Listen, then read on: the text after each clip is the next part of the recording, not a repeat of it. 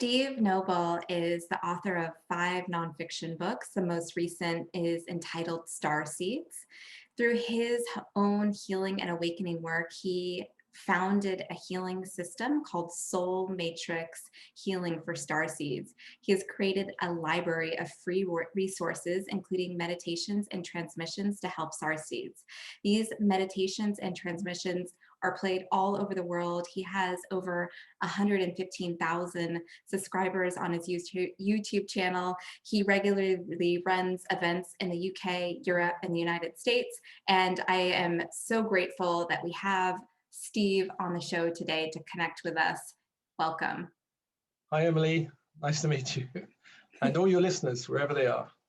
Thank you for being here. We were just chatting quite effusively prior to recording, and just wanted to dive in with this conversation. So much happening in the world right now. How do you see what's taking place and how it's contributing to the ascension journey? Yeah, so to backtrack slightly, I had an awakening in the 90s, and everything was magical. It was a magical time. I was creating reality. It was fantastic. You're meeting channels and going to America and doing all this training and meeting spiritual teachers. It was all wonderful.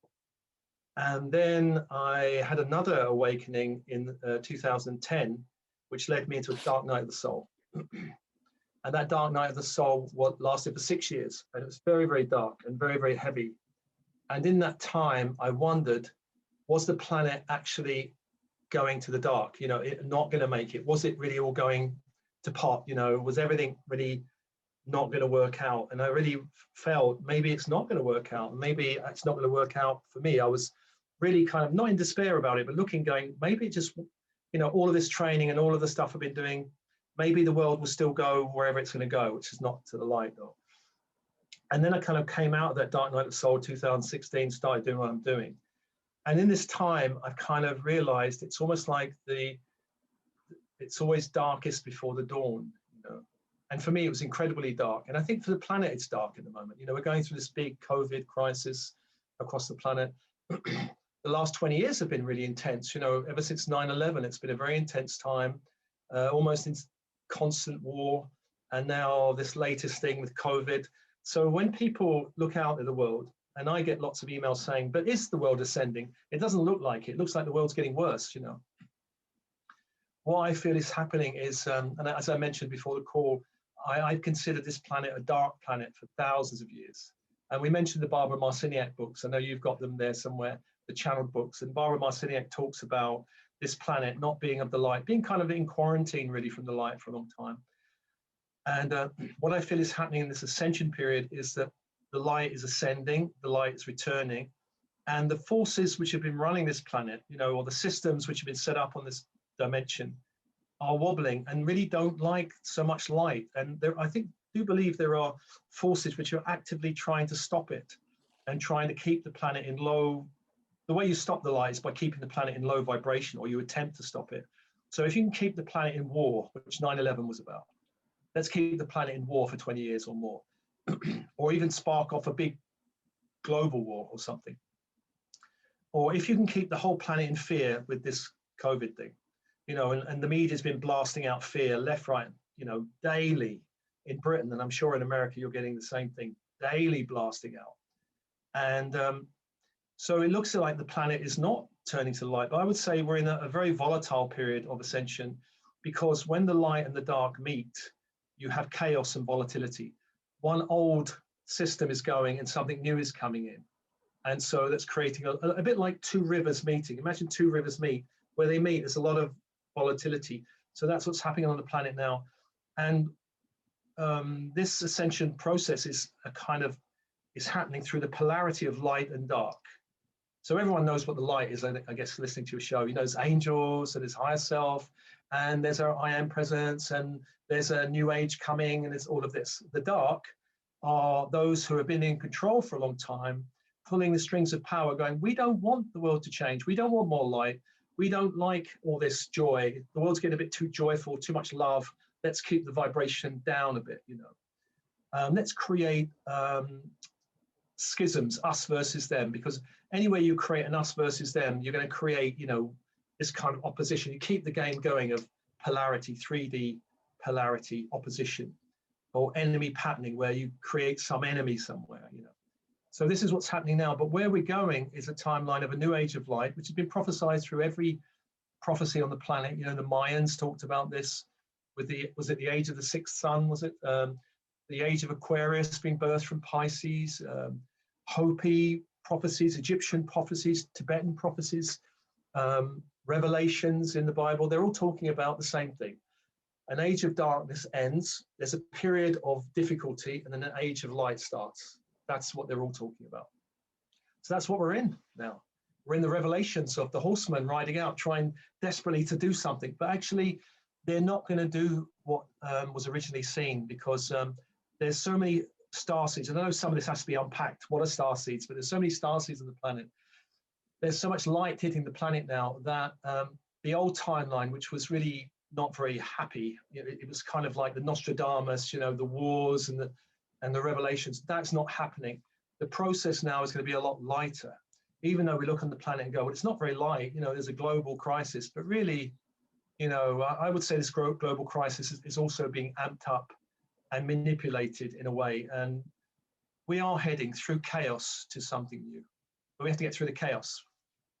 Steve, in this time, which you've described as being turbulent, how important is it, do you think, for us to keep our vibrations high? Well, vibration is the key to everything, because in the game of shifting consciousness, shifting dimensions, so we've lived in a 3D world, third density world, for thousands of years. Third density is us versus them, war, who's wrong, who's to blame, who should we attack, who should we bully, you know, nations grabbing other nations' resources, slavery, conquest. You know, you read the history books of the third dimension, third density, and it doesn't read for pleasant reading, which is why I say the planet's been dark for a long time. It's shifting now into fourth density.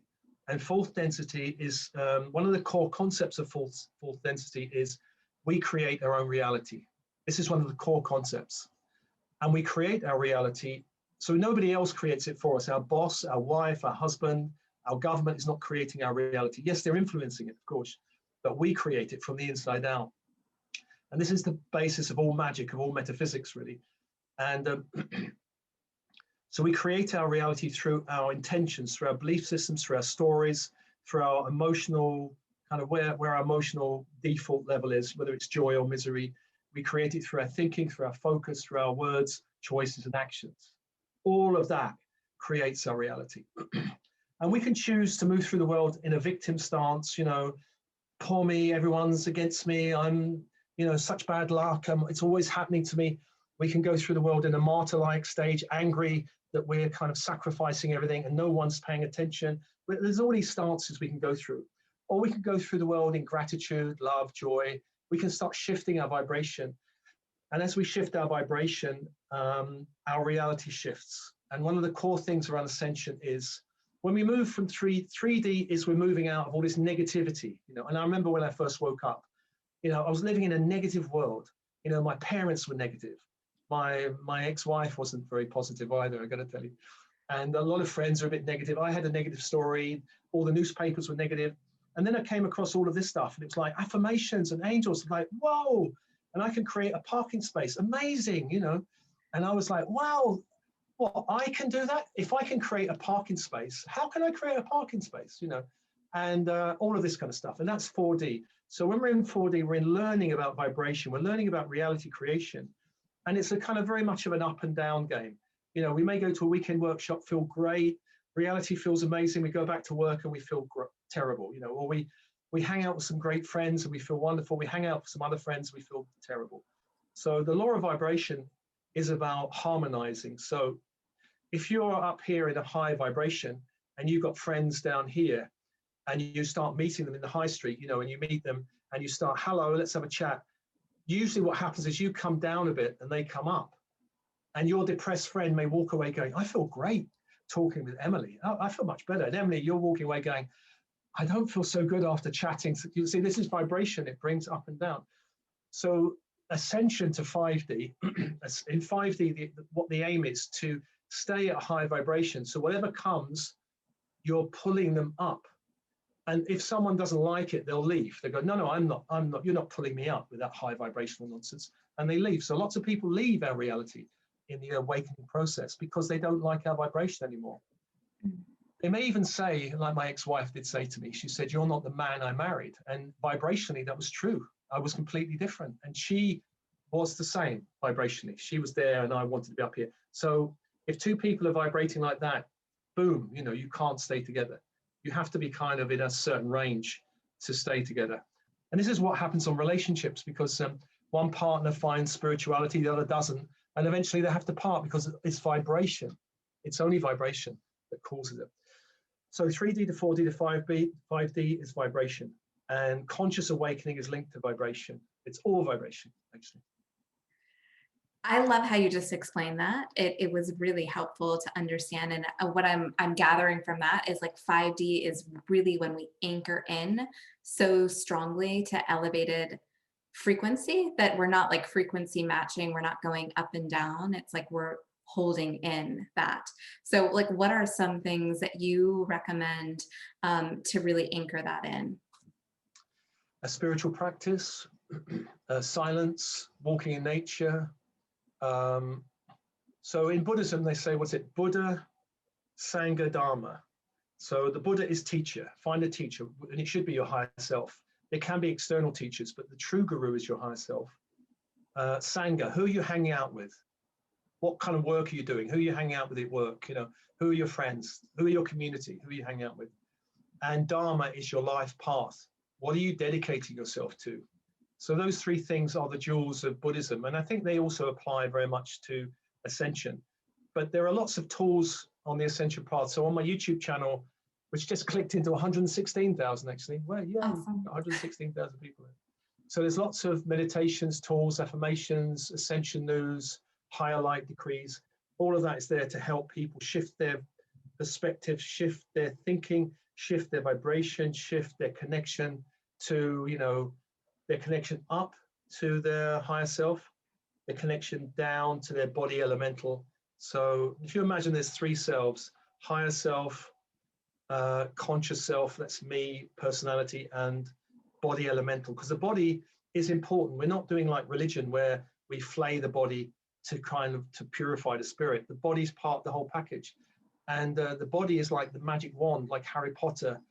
The magic wand, if the body's online with what we're doing, it can hold a tremendous amount of energy and also ground deeply into the crystalline grid of the earth, which is important. So this grounding current, we're opening a current between the kind of higher dimensions through the body down into the crystalline grid of the earth, which is this kind of high frequency grid in the earth, and consciously connecting to that. It opens up this channel. It keeps our energy field really clear and high vibrating all the time. So a simple meditation is to connect with the sun as a symbol of your higher self, bring the energy down to the core of the earth, opening the channel, expand it like a grid of light around your head, around your auric field. And yeah, I mean, there's so many things you can do to keep your energy grounded and high vibrational, really. Yeah, I love that you just brought that up. I'm not sure if you're familiar with Heather Ashamara, her work, but one thing that she mentions is that, you know, we're like colanders in the sense that we haven't really been taught to how to hold our energy. And so I love that practice that you teach, is like really understanding how to connect to the crystal grid and, you know, anchor in that energy, because it's like we don't realize until we realize like how much energy is just like being expended. Oh. And also I use a lot the archangels. I guess you've heard the archangels in my work. I work with 6 of them to create sacred space, because when we create sacred space around us and in our house, basically it's a very strong protection to keep out lower energies and to hold in the higher energies. So I like all of the meditation to create sacred space using these 6 directions, you know, the 4 directions of the horizontal and the 2 of the vertical. And all magical systems use the directions. So I'm drawing upon very ancient traditions. I'm not making it up, basically. Yeah. So Steve, would you say if somebody like is finding themselves sort of like fluctuating between dimensions, or that their energy, their vibration becomes a lower if they're, going to work or around people that, tend to be in sort of like a victim mindset. Do you think it's a process that just takes time in order for us to like really anchor into that elevated frequency? Or do you think that there's something that we can do to like really hold that? Well, as we've been born into this third dimensional world, and as we've probably lived other lifetimes in a third dimensional world, our ego has developed. And our ego is our personality self, which helps us navigate the 3D world. And our ego is made up of who to be careful of, who to watch out for, what to defend. Our ego, our 3D ego is very, it's kind of capable of moving us through a 3D world. And we need an ego in the 3D world. But when we start awakening, our ego basically doesn't know, because what's this? And it starts going crazy. Like, what? Why are you listening to? I remember my ego at the beginning going, "Why are you doing this stuff?" I used to hear these voices in my head. Why are you listening to this nonsense? Go out, play football or something. I remember this, blah blah blah blah blah. Or real men don't do this, blah blah blah. The ego will start to turn on us and go, "What are you doing?" and start to judge us and attack. We are essentially judging ourselves and going, "Am I crazy? Is this real? Do I know what I'm doing?" Because we're leaving a comfort zone, a familiarity zone of what's familiar. The 3D world is what the ego knows. And if you start leaving it to follow your dream, it's like leaving the old world. I'm going to follow my heart and my dream. I'm going to connect with the angels. The ego's going, what are you doing? The ego is part of this process. The ego is being upgraded. The ego stories that we hold, because we all hold stories, our belief systems, our emotions and our thinking processes are being shaken, which is all our ego stuff. So if we have a strong, and the limits we put on ourselves, the ego will put limits on everything. Love, there's so much love, only so much money, only so much abundance, only so much friendship, all of this stuff, that all gets shaken up. And the ego goes, whoa, I don't know what's happening here. So the ego starts to attack us. And sometimes that energy comes through other people, because there's the doubting committee shows up, which is basically a reflection of our own ego fears and doubts. So our mother might start calling us up, going, what are you doing? I'm really worried about you. And all of this stuff, and it's just a reflection of our own ego issues. And once we transform our own ego issues, they all calm down. All of them calm down. All of the attacking ones calm down or leave. My ex-wife, who was very much against all of this stuff, we divorced because of it. She used to say to me, what cult are you into now? Now she's my best friend. Now we're both parents still and grandparents still. So now she's all, it's all changed, and she's all lovely and light, more light filled. So people around do change. My children are very not into any of this stuff. They're like, Dad, what are you into? But they're very loving and accepting. Dad, we know, okay, you're doing what you're doing. And they kind of laugh about it. And yeah, I mean, I don't really know what they think about it, but we have a good relationship. But we can't talk about this stuff because, especially my son, he gets a bit freaked by it. So, Yeah, I'm really glad that you brought that up, because I feel like that is a really sort of integral part of the ascension process. Like many can relate to, is like, oh, there's people in our reality that really don't relate to like what we're experiencing or what we're excited about, learning and diving into. So, and I think there is that judgment that you are describing, whether it's self-imposed, that can really play a role, and then also like letting go of that past identity, right? Yeah, it's all about identity. Our ego is our identity. And so I used to identify myself as a good father, husband, all of these things. And so the moment all of that was broken, I had to reform a new identity. So if I'm not that, well, who am I? And then I became a director of this spiritual organization for 13 years. So suddenly I had a new identity. I'm a director of this company. And then when I had the second awakening, I had to leave that company. I was being pulled out. And so that identity exploded. So who am I now? And so our ego is very much about our identity. And all judgment is first self-judgment. We start really going, am I crazy? Am I okay? Am I losing my mind? How do I know this is the right path? And all of these judgments, if we don't face them, other people will articulate them for us and start saying, and it hurts us because it's what we're telling ourselves, even if we're not totally conscious of it, but the moment we fully embrace what I tell starseeds is your weirdness is your brilliance. And Mm. you need to embrace your weirdness. Now, this is tough for some starseeds because they're being trained to be normal, to fit in. You know, my parents said to me, basically, be normal, stop all this weird nonsense, you know, because I wasn't a straight teenager. I was into weird stuff, macrobiotics, yoga, martial arts, spiritual, or even at 20, you know, or like 18 actually. So they knew I was weird. And they were kind of saying, you know, can you stop all this weird, be normal. I tried being normal and it never works out very well. So if you're a starseed, don't do it because you're meant to be a round peg in a square hole. Don't try and fit into those square holes. You need to find your own uniqueness, your own brilliance, because once you follow it, then doors open that weren't there before. So when people are resisting their path, and resistance is normal, actually, we all resist the path, it's very normal, because Spirit's calling us on a journey we don't understand completely. You know, we have an impulse, we're following it, but there's no map. No one's giving us a map going, Emily, look, you know, in 3 months' time, you'll pass grade 1, and then a new door will open, and you'll meet this friend, and then go to, you know, it's not like that. You know, it's not like a structured religion where you go there, you pray, you know what's going to happen. It's very fluid and flowing, and we're not sure. We have to really develop our inner guidance and intuition, and we have to discern what's our intuition and guidance and what's our ego. And that's part of the whole path, because the ego will start to try and mimic and pull us out off the path. That happens as well. So yeah, so we have to heal this judgment.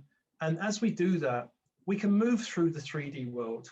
You know, I have people who are very 3D and I'm fine with them.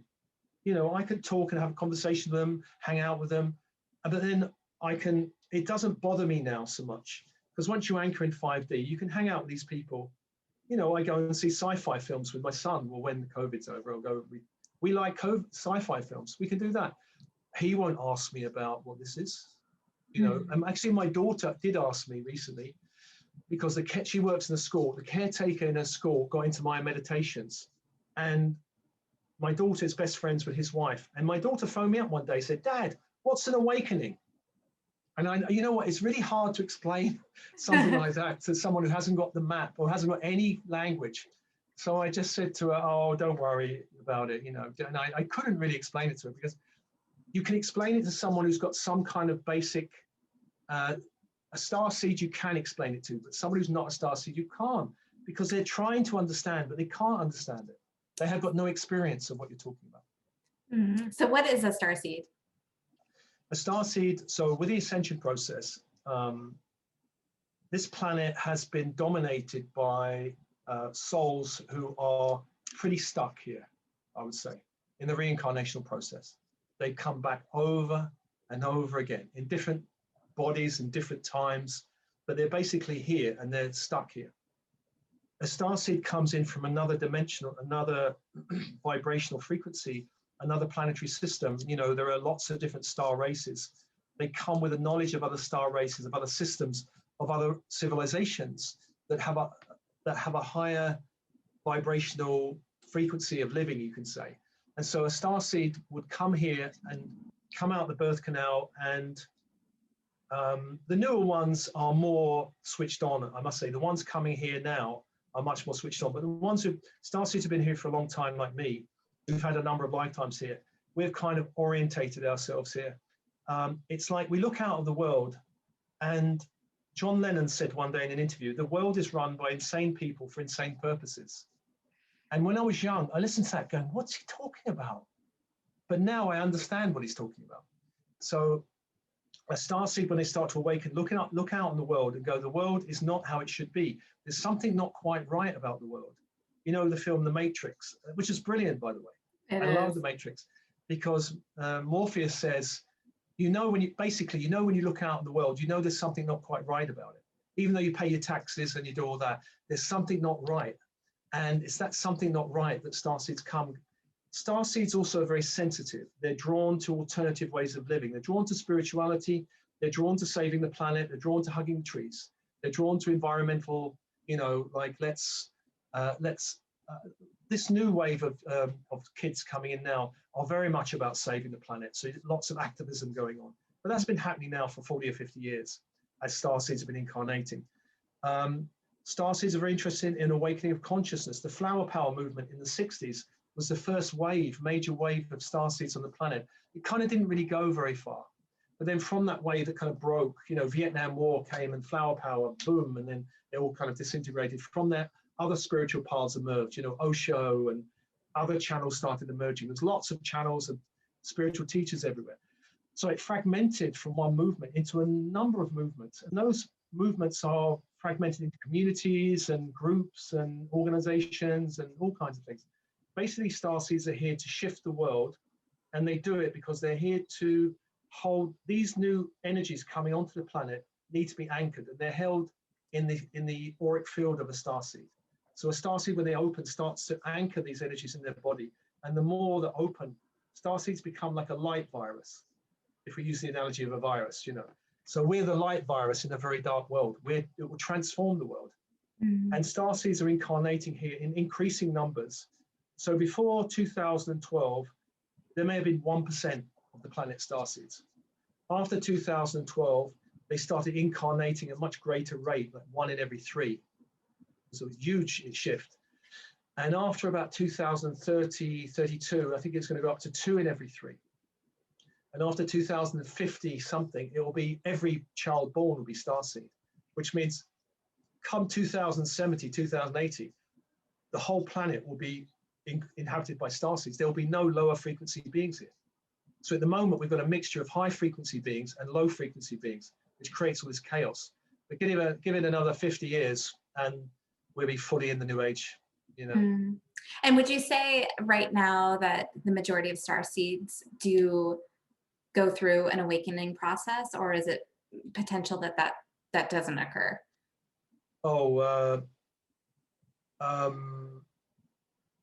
So everyone is pulled into the awakening process. Some resist it more than others.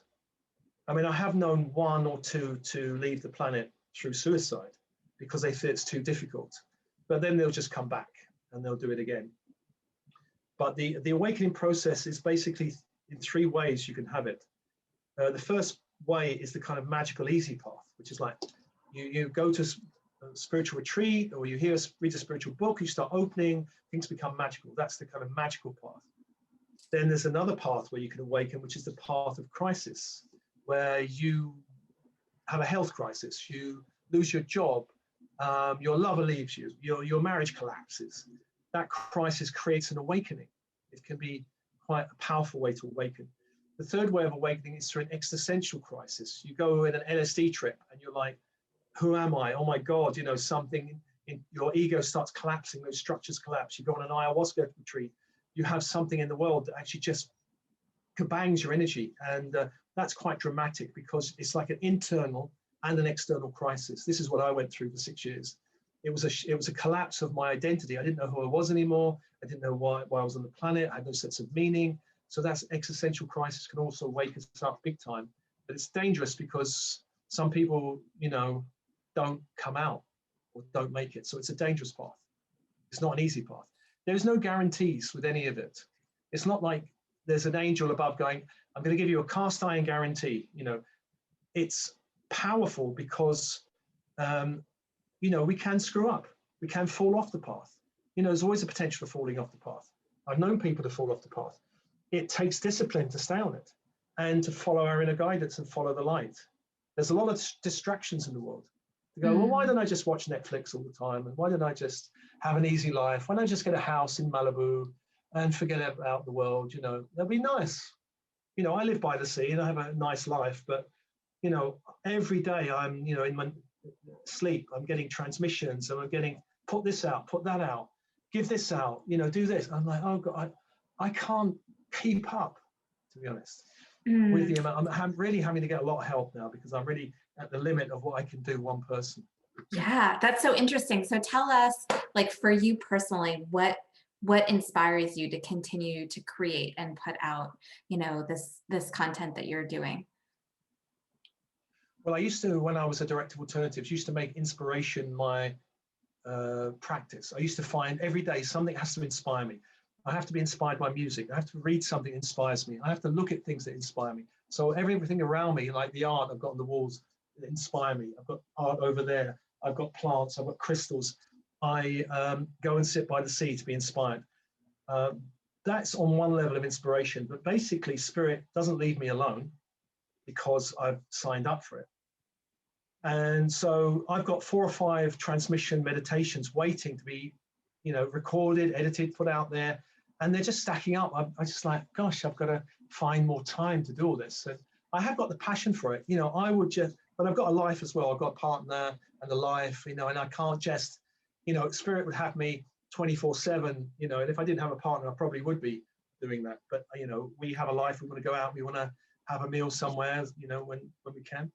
And so I've got a balance now. There's a social life and there's this work life, but the impulse is so strong to get this stuff out there. It's so strong. And I don't know, I guess that it's a really important time that I just have to keep putting out there, because people email me going, thank you for your meditations. They've saved my life. You won't know how much they've meant to me, which I don't know. I can't know what they mean to people because they mean different things for different people. But I know that I need to be this resource for a lot of starseeds going through difficulty now. So that's what I'm doing. That's the mission, and I've just got to complete it till I drop. It's amazing. Yeah, you provide so many resources. We'll definitely link to your YouTube channel in the show notes because it's incredible. If anybody is listening and they feel a call to get started to share in some way and they want to have that connection, like sign me up, but I'm just not really sure how to get started. What advice would you have? To sign up for the path, well, there's loads of resources now. I say there's no shortage of resources. So if you start, for example, on YouTube, and there's lots of spiritual awakening teachers on there. You can find me, Steve Nobel, on there. There's lots of others. You can find my website. There's a whole library of resources there. But and also I interview, like you, other spiritual teachers. So they'll find lots of links to other spiritual teachers. So I'm not here just pushing my own agenda, my own message. I'm connecting people with other people as well. Light language facilitators, voice facilitators, other types of healers. So that's part of the message. So I'm a kind of link also to those people. But there's no shortage now. When I was waking up in the 90s and I looked around, there was no internet, there was no TED Talks, there was none of that stuff. I struggled. Now there's an overwhelming choice. The challenge is, what is the right choice? And as with any path, in the mind, body, spirit arena, new age arena, there are people who are, we could say, false light. I know you mentioned, we talked about this beforehand, false light. So a false light being, which can be a teacher or a healer, is someone who looks good, sounds good, but actually their energy is off and their energy is not that high. And if you get involved with them, actually you could be in trouble. Not to put fear into people, but basically, listen to messages, but tune into how you feel about them. Do you feel open, expansive light, or do you feel a bit heavy, a bit, not sure about this one? Because you have to trust the feelings in the body, really. And so that's the main easiest way, I think, any teacher, and and there are some out there that I know about, that I know are speaking about love and light, and I know they're not, I won't tell you why, but I know they're not. I get a lot of clients who have suffered at the hands of other people, and I'm kind of helping put them back together. Before this call, actually, I had one that was went and saw a healer, and then a whole life collapsed. So, and basically, you have to tune into your intuition. Don't just sign up for some healer because they sound good or they make big promises. Tune in. Look at what people say about them, and also tune. How do you feel about this? But do you need this person? Go in cautiously. Don't be afraid, but check out what's out there before you dive into anyone, I would say. Yeah, I know. I love your honest style of communicating, and I think that is really important. And I think right now is the ability to develop ourselves as our own guru and teacher. There's so many incredible resources and teachers out there, and yes, tune into them, but yes, also tune into your own inner guidance and intuition and cultivate that, and ask yourself those answers, and trust what you're receiving. Yeah. Well, the age of the guru is over with the age of Pisces. We're not into gurus anymore. So if anyone's promoting themselves as a guru, be very cautious. I would say. If anyone has clear issues with money, sex, or power, be very cautious. You know, if they're kind of, if women are kind of like throwing themselves at this guru, you kind of look and go, well, that's not right. You know, that is not, those kind of things is not really what the game's about. So a teacher is here to empower someone. You know, we're not here to hook into people's energy and siphon their energy off. We're here to empower people to become their own masters. That's the point of a teacher or a healer. And far too many are hooking into their clients and going, I'll take like energy vampires, I'll have a bit of your energy, you know. And religion is also, if anyone's caught up in religion, I find, I can speak about Christianity. Christianity, if you're embedded in a religion, I bet you that the systemic energy of that religion could be feeding on you, actually. So I'd be very careful. If any, starseeds are not meant to be religious. They're not meant to follow any religious path. I hope I'm not upsetting anyone. The messages of all of the religions are brilliant. Jesus the Christ, amazing master, all of them, Buddha, you know, Muhammad with Gabriel. But the religions are not to be trusted because they are about power. You know, honestly, I mean, look at Christianity. Drink the blood of Christ and eat the body. That's cannibalistic. I don't believe he would have wanted that. You know, I don't believe those kind of rituals. Lots of well-meaning people in religion, but starseeds are meant to be forging their own path. You know, tune it, the message of Jesus the Christ, brilliant, the message, but churches, be careful. From my own experience, I've had a lot of experience with churches. Yeah. And I'd say be careful of them. Who are some of the teachers that you most connect with or resonate with? Well, let me see. I have a whole load that I really like. I mean, Paul Selig, we mentioned earlier. I like Paul Selig. There are some channels that I like. I liked all the Barbara Marciniak books. I thought they were brilliant. The earlier material I thought was brilliant. The first 3 books I thought was brilliant. I wasn't so keen on the 4th one, but anyway, there we are. I have a vast array of people that I kind of connect with. There are some channels, but they're not well known, that I'm connecting with. I had a brilliant teacher called Jill Edwards for 9 years. She wrote a book called Living Magically, brilliant. I like some people like Joseph Campbell, The Hero's Journey. I really like him. Who else? It's a hard question at the moment. I liked Wayne Dyer. I kind of liked his message. There are a lot of there's some British teachers I like. I like Robert Holden in Britain. He's a Hay House author. I kind of like him. I know him. I'm friendly with him. There are some, it depends on the subject area. So for example, one of the authors I really like is a guy called Stephen Pressfield. He's not spiritual, but he's more about creativity. He's a writer. He talks about resistance. He writes brilliantly about the nature of resistance, which is, you know, starseeds have resistance just as human non-starseeds have resistance. Oh gosh, that's a big question. I don't know. I don't know. I'm not sure. I kind of don't follow a lot. I kind of dip in and out, but I don't really follow anyone these days because I find it detracts from my own, you know, whatever's coming through. I look around, but I try not to just follow people. And what are you excited about? What's coming through for you right now during this timeline? What are some of the essential ingredients that we should be aware of? Well, for me personally, I've just built a social media site, which is embedded in my own website. So starseeds can go and join. It's like a kind of Facebook. It's not as whizzy as the current Facebook, but I haven't got like 20 million to invest in it, but it's pretty good. You can kind of join and connect with other starseeds. You can find it on my website. So that project I'm really excited about. I'm also considering creating a Let's game. I don't know if you know about Let's. It's kind of a bartering system, which is like, I can get people who are healers, counselors, coaches, therapists on the system where they can start swapping and trading sessions without money, but with some other kind of virtual currency. So I'm looking at that to develop something like that. Fascinating. I love that. Yeah. But otherwise, reaching more people. I'm also going to be a grandfather for the 4th time, so that's exciting. Congratulations. Granddad. I think I'm looking forward to the curfew of COVID ending and going traveling a little bit somewhere, going go and see something different than my local area, you know, meeting friends. I'm excited about seeing them again after being locked down for about 2 months. Yeah. Yeah,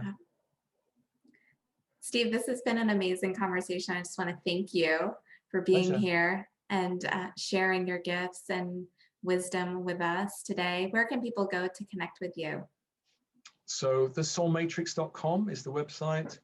And if you go on YouTube, you'll find me under Steve Nobel. If you go on Instagram, I'm Steve Nobel 101. On Twitter, I'm the Soul Matrix.